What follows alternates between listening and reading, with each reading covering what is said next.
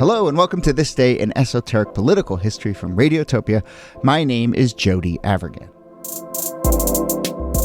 This day, March 15th, 1955, an article appears on the front page of the Washington Post underneath the headline, White House Squirrels Being Deported for Taking Divots from Putting Green. Every single two-word clause in that sentence is quite remarkable. So this is a story by United Press reporter Merriman Smith, who broke this important story. It was Operation Squirrel. And, mind you, March 15th, 1955, it wasn't the busiest news day, but there were still other important stories. I went and looked at the front page of the papers for that day, and there was some Cold War stuff going on, and McCarthy was out there doing his thing, and, but the battle that President Eisenhower had his sights on, the one he was engaged in, was against the squirrels that had invaded the White House. So here to discuss why the president has finally decided to take care of the squirrel problem and a little bit more in the history of rodents at the White House are, as always, Nicole Hemmer of Vanderbilt and Kellie Carter-Jackson of Wellesley. Hello there. Are squirrels rodents? As I was reading that. Sure. As you were saying that, I had some questions. First of all, hello, Jody. Second of all, I feel like we've covered rats and possums. Now we have some bushy-tailed creatures. And Kellie, how are you feeling about that? First of all, hey there. And also, I'm super happy that we are not talking about rats. Squirrels, right? I can deal with squirrels. Squirrels are cute. But I wanted to get that word rodent in there to start. I don't like, anytime you say rodent, I squiggle a little bit. I just don't like rodents. So maybe they're not a part of the family. I don't know. I think they're too cute. Well, technically they are rodents, but they're much cuter. But they have no place in the White House. So let's talk about this infestation, or whatever you want to call it. What do we know? Why are the squirrels becoming a real problem at the White House? There's squirrels everywhere. Why has this reached such an important juncture? It reaches an important juncture because Dwight Eisenhower is a golf addict, really, is the problem. Mm-hmm. This is how the president spends his spare time. And unlike, later loser presidents who have to go off to golf courses that are elsewhere, he's just like, what if we made a putting green on the White House lawn? And they do this, and it turns out to basically be kind of like a squirrel buffet. They see all that nice green grass, and they go to town. Yeah, and people are also feeding the squirrels tons of, peanuts, whatever squirrels eat. I don't know, probably pieces of bread, whatever. But they have a constant food supply. And so wherever you're going to have a constant, steady, sure food supply, you're going to get squirrels all over the place. And so the White House is a little inundated. I'm imagining them eating little tea sandwiches. Yeah, I know. Out the White House lawn. Well, tea and crumpets. But think about the actual context here. I think many of us have been to D.C. and seen the White House. We have a sense of it like it's the equivalent of being born into the Vanderbilts or whatever. Like if you happen to be a squirrel that gets born into that family, it's generations of your squirrel family. Just like that's what you think normal life is. You're just on these pristine grounds. There's people in suits walking around. Harry Truman would feed you. Throughout the years, like the squirrels at the White House, where it seemed to be relatively well taken care of, at the very least abided, and sometimes taken care of by the staff, until Eisenhower comes along. So Eisenhower, builds this little golf facility. The squirrels are, I don't even have a sense of what exactly they're doing. They're just kind of in the way. Maybe they're digging holes. A few things. Kind of dig holes. But it's not like nuts. Right. It's not like Caddyshack, right? Where that's a badger. That's a gopher. Yeah, a gopher. Right. But it's not that bad, right? But I do have a sense of Eisenhower as the Bill Murray character. Or chipmunks. Chipmunks do that too. I think there is a certain feel of these have become my nemesis in a way. Like my dad used to have this when it came to squirrels in the yard, where he would just sit by the window and stare out the little slats in the blinds to see the squirrels, and he'd get so mad when they were eating the bird food. He'd run out and yell at them. I feel like that's Eisenhower. Squirrel. So Eisenhower, I love that. Eisenhower tells his valet, his most trusted associate, quote, "The next time you see one of those squirrels go near my putting green, take a gun and shoot it." Yikes. So, the Cold War is cold, but the war against squirrels is very hot in the mid 50s here. Eisenhower, who is a general and is used to telling people to go shoot things.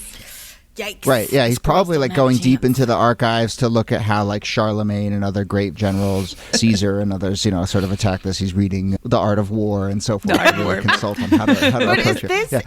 this true that the White House snatched a squirrel, tortured it, recorded the noise of the tortured squirrel, and then tried to play it in hopes of scaring off other squirrels? Please tell me that's not true. Please tell me that's like apocryphal. I look, like I've been waiting for this tidbit, and I just want listeners to like actually pay attention to this. What Kellie just said. It's One of the techniques to get rid of the squirrels was they took a squirrel, tortured it, recorded the noise of that, and played it back in order to scare off other squirrels. Gosh. What the fuck? That's monstrous. Barbaric. It's barbaric. And so now I'm like, this really is a Cold War story. Like, we've done the whole like Family Jewels, PSYOP, Cold War. What's the NSA up to? What's this mind control? Like, it started here, mid-50s. Listen, Squirrel people are torture. trash. Clearly, They are, but Really also just- weren't we signatories to the Geneva Convention? clearly these techniques, these like mental torturous techniques, weren't simply used for squirrels, right? I mean, clearly, Yeah, no kidding. Somewhere in the world, somewhere in the ether, amongst amongst the most important people in this country, was the idea that this was a tactic that was available to you that you would just think of top to mind. But it is crazy. They recorded.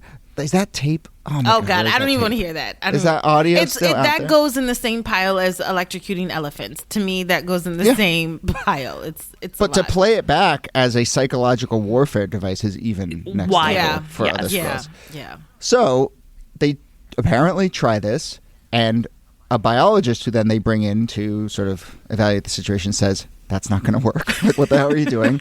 What you should do is relocate them. There you go. Take the squirrels and move them.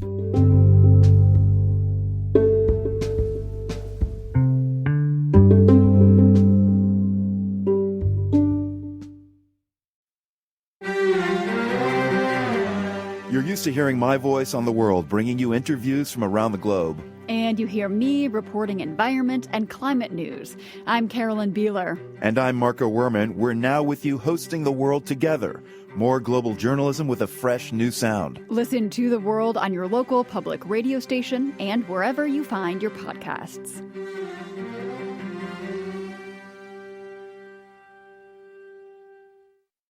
As I was reading this, it unlocked a memory for me that I had of my dad when I was growing up in the D.C. area. We had a yard that he was similarly obsessed with, and possums kept showing up in the yard. And Kellie's nightmare begins. I know. We tried a number of techniques to get rid of them, and I don't think there was ever, he never tried to Havana syndrome the possum. but I have a distinct memory of eventually what we tried to do was relocate them and capture them. And so there was a cage that we bought, and we put it out there at night with a little food in it, and the next morning we'd come out, and lo and behold, there was a possum there. And possums, very ornery animals, but I had this memory of taking the possum before I'd get dropped off at school. I remember we took the possum, put it in the back of the car. It was like hissing, and but we drove to Rock Creek Park, which is actually where Eisenhower relocated his squirrels to. No. Drove to Rock Creek Park, did that thing where we like opened up the cage, like ran back, and the possum like sprints out into the park. And we did it, and we were like, great, we relocated the possum. Next day, another possum. No. Amazing. Next It's day, wife. another possum. It's son. Next day, another possum. daughter. Every single day for like weeks, we would put up the trap. A new and yes, that's exactly what I realized. It's like, oh, we're relocating an entire possum family tree from Cousin one part Mike. of the DC area. Oh yeah, and like maybe word's getting out among the possums. It's Yeah, like, hey, you free know what? trip. Like, yeah, free trip. Like we're going to Rock Creek Park. It's great. All of our cousins are there too. It's like, but I just remember having this moment like, I think we're getting played here. Like every single day we transported a possum Oh my to Rock Creek Park. gosh. But that is sort of what ends up seemingly happen here. This attempt to relocate them is it's futile, right? Yeah. There's just too many squirrels. There's too many squirrels. There is. I do love that there were some humanitarians out there, squirrelanitarians, who were like, no, you don't understand. These squirrels have gotten soft eating things like peanuts, and their teeth just aren't strong enough for those hard nuts out there in the world. So they had grown fat and soft off the taxpayers' dollars on the lawn of the White House. Yeah, there's no way you can keep an animal that climbs trees out out of your space. It doesn't, there's no, I mean, they can climb the fence, they can scale the roof, they can jump on another tree. And I don't know what eats squirrels, like do owls eat squirrels, like what its predator is, but yeah, I think they're top of the food chain. Yeah. Probably hawks and things. You're just gonna have to but live with it. Eisenhower, like he's an army man. He goes out and he gets his guns. And well, we don't actually know if this happened, but there was a leak to the press later on that some of these squirrels were in fact executed, or I suppose shot on the battlefield. Man. Right. Yeah. And apparently there were rumors that he also had it out for the pigeons at one point, and there were stories that he would. I'm cruise more around on board in with the pigeons. Yeah, but he would cruise around in a golf cart and shoot pigeons with a shotgun, which like whether that's a rumor or what, but like you shouldn't be firing guns on the White House lawn, I think, 'cause especially from a moving vehicle. I just feel like that might arouse some questions. Listen, Yeah. PETA is not a fan of Eisenhower at all. no. Like he's like the worst president.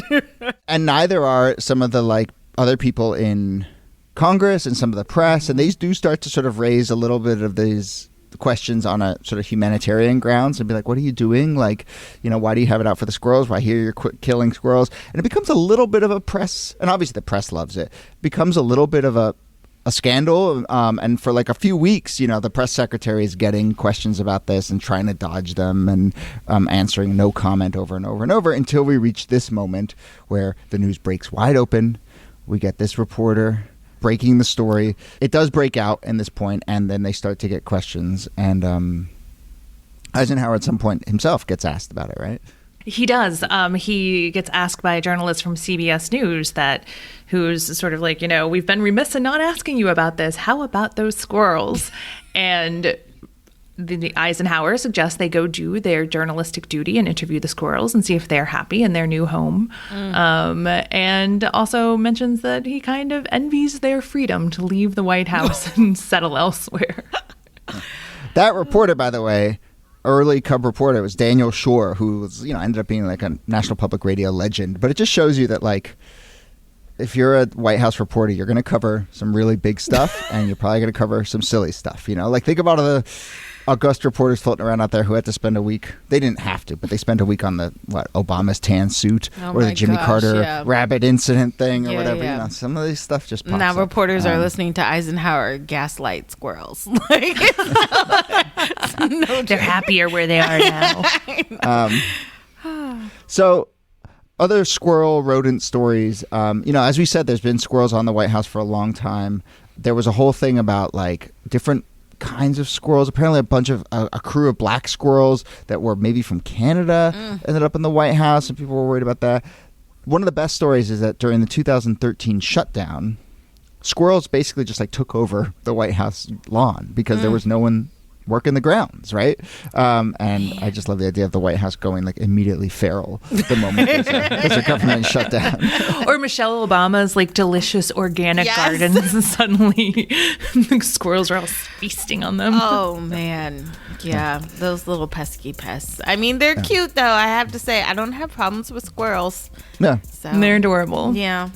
all right. Well, we're going to leave it there. If anyone out there has had experience on how to get rid of squirrels, which just strikes me as like Sisyphean at its heart, but nevertheless, if you do feel like you have some techniques that don't involve putting them in a cage one at a time and relocating them, and don't involve psychological torture, let us know if you have thoughts about how to take this on, and maybe we'll forward it to the White House. Or if you just want to send us a picture of you rolling a squirrel up a hill and rolling back down and just doing that day after day, that's great too.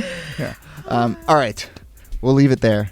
Nicole Hemmer, thanks to you as always. Thank you, Jody. And Kellie Carter-Jackson, thanks to you. My pleasure.